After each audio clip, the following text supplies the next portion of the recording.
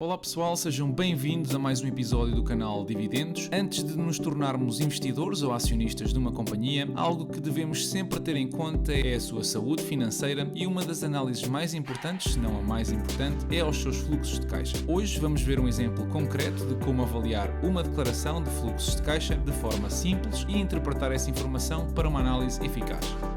Vamos a isso.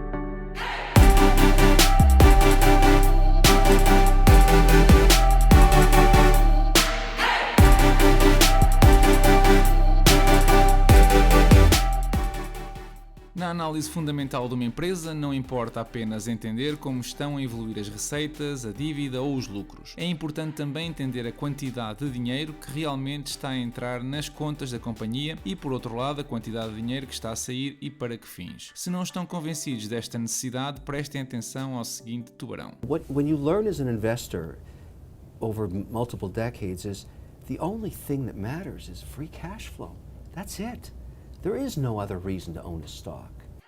Ora, existe um documento financeiro que nos ajuda a determinar isso, a demonstração dos fluxos de caixa, ou em inglês, o Cash Flow Statement. Bom, quero começar por esclarecer que o Cash Flow é precisamente o aumento ou diminuição da quantidade de capital no negócio ou empresa. Este documento está dividido em 4 setores. Cash Flow from Operations, ou CFO, que representa o dinheiro que o negócio gera através das suas atividades comerciais, por exemplo, a venda de produtos e serviços. O Cash Flow from Investing, que representa o dinheiro em operações não relacionadas com o negócio base da empresa, como por exemplo a compra de novas propriedades, vendas de ativos, aquisição de outras empresas, etc. De seguida temos o Cash Flow from Financing, ou CFF, que representa o dinheiro que entrou ou saiu do negócio em atividades relacionadas com empréstimos bancários, pagamento de dívida, pagamento de dividendos, emissão de dívida ou ações, entre outros. Por fim, a última secção, temos a reconciliação de fluxo de caixa, onde podemos analisar não só a soma das 3 secções anteriores, bem como a diferença entre o valor inicial do período e o valor a transitar para o período seguinte. A soma das 3 secções é então dada à linha Net Change in Cash. Por que é que é importante conhecer bem estes chavões? Bom, existem uma série de métricas e avaliações baseadas nestes princípios e é fundamental para quem está a investir familiarizar-se com estes termos. Por exemplo, através da análise aos fluxos de caixa de uma companhia, consegues saber a liquidez da mesma, conhecer os seus gastos operacionais, quanto do dinheiro que entra na companhia é pago em dividendos e como estão a financiar o seu crescimento. Métricas como o Free Cash Flow, o Price to Free Cash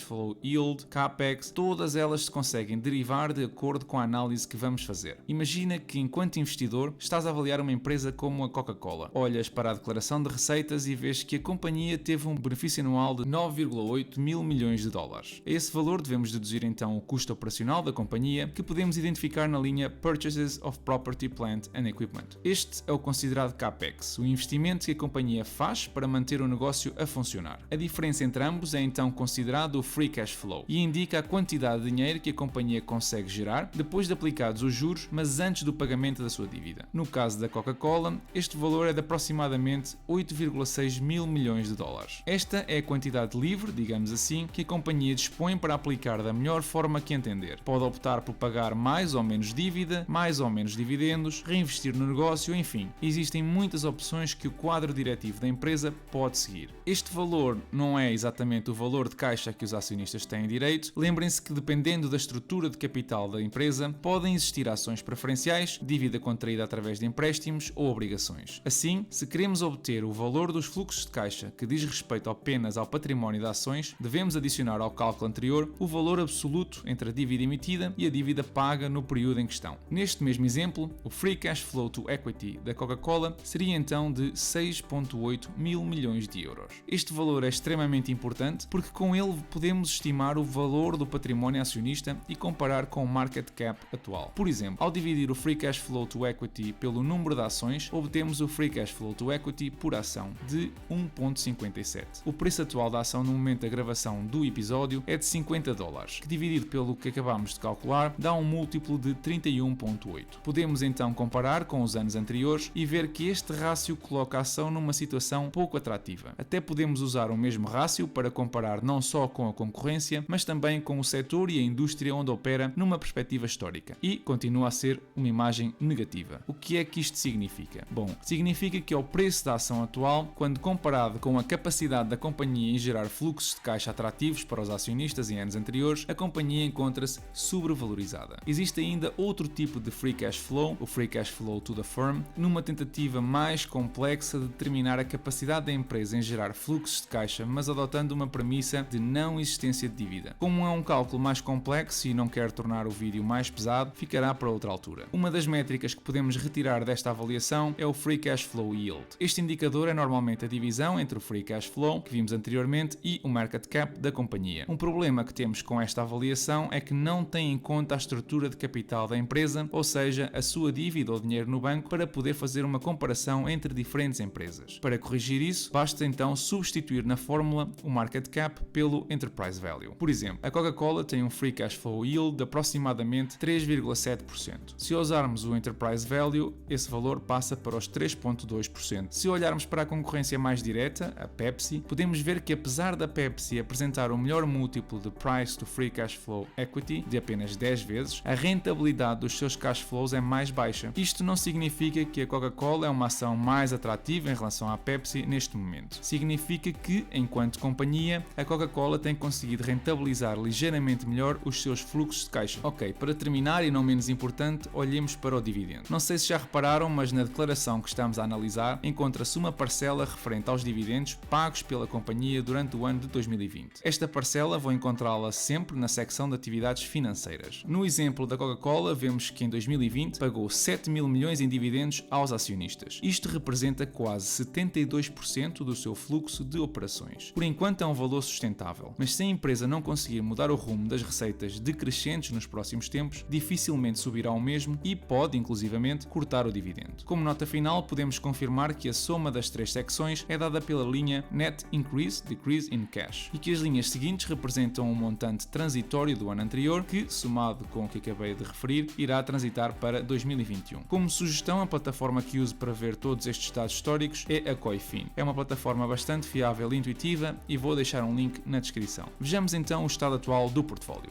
Esta semana, curiosamente, apenas uma empresa subiu o dividendo e foi precisamente a Coca-Cola, com uma tímida subida de 2,4% ou 1 cêntimo por ação por trimestre. Significa que durante este ano de 2021, assumindo que a companhia não executa nenhuma recompra de ações, vai pagar 7,26 mil milhões de dólares, basicamente um incremento de 200 milhões de dólares comparado com o ano anterior. Esta decisão seguramente está apoiada numa retoma à normalidade durante este ano, com menos restrições na abertura a restaurantes e eventos ou parques lúdicos, mas ainda assim, na minha opinião, a companhia vai ter um desafio muito grande no que respeita ao aumento de receitas. Algo que também aconteceu esta semana foi a notícia da Revolut em aumentar a taxa de custódia anual sobre os ativos de 0,01% para 0,12%.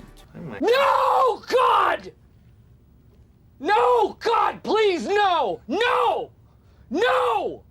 Isto representa um aumento de 1.200% e, ao mesmo tempo, um pontapé na confiança da empresa a aumentar desta forma o custo do serviço e sem uma razão explícita. Para terem uma ideia, o meu portfólio na Revolut é cerca de 20 mil dólares, o que correspondia a 2 dólares anuais de custódia. A partir de março, esse valor vai saltar para os 24 dólares. É um valor considerável e que logo à partida me deixou muito pensativo na continuidade com a corretora. Se por um lado é verdade que não há almoços grátis neste meio, o que não pagas em comissões pagas em spreads ou custódias ou taxas, por outro sinto que face ao serviço que prestam, com as ações a meu nome e relatórios mensais detalhados com todos os movimentos e taxas associadas, estava claramente mal avaliado. No entanto, também não justifica um preço tão elevado. Esta jogada aproxima claramente a Revolut de um banco tradicional e espero sinceramente que reconsiderem esta opção. Mudar para a DigiGiro também não sei se será uma boa opção, uma vez que com as mesmas condições gastaria 5 euros anuais com as bolsas de Nova York e Nasdaq, somado a uma comissão de 1 euro mais 3% por cada dividendo recebido, que no meu entender é bem pior. Eu continuo a achar que a aplicação tem imenso potencial, mas vou ter de analisar bem o tema e seguramente vos comunicarei a minha decisão em breve. No que respeita ao portfólio de ações, esta semana fechou nos 33% de valorização, uma semana lateral para os mercados, onde a evolução foi inexistente na prática, e o portfólio, apesar de muito tímida subida, não foi diferente. Já os dividendos recebidos totalizaram quase os 34 dólares até agora, no mês de fevereiro, e não realizei qualquer compra esta semana. Neste momento encontro-me à procura de empresas atrativas no setor das comunicações e não tenho tido muita sorte. Quero chamar a vossa atenção para algo importante. As obrigações do governo estadunidense a 7 e 10 anos têm vindo numa trajetória ascendente nos últimos meses, com uma aceleração mais proeminente desde o início deste ano. Isto significa que este tipo de produtos começam a ficar mais atrativos e com um nível de segurança muito superior, ameaçam de certa forma um investimento em ações. O que eu quero dizer com isto é que, à medida que a rentabilidade destes produtos for subindo e tendo em conta a expectativa da rentabilidade a 10 anos dos mercados ser apenas de 6%, muito do capital vai ser transferido das ações para obrigações, podendo ocasionar esporadicamente correções no mercado. E pronto pessoal, espero que tenham gostado do episódio, se assim for deixem o vosso like, subscrevam o canal se ainda não o fizeram, partilhem nas redes sociais, ajudando-me assim a chegar cada vez a mais pessoas. Da minha parte é tudo, desejo-vos uma excelente semana e bons investimentos a todos.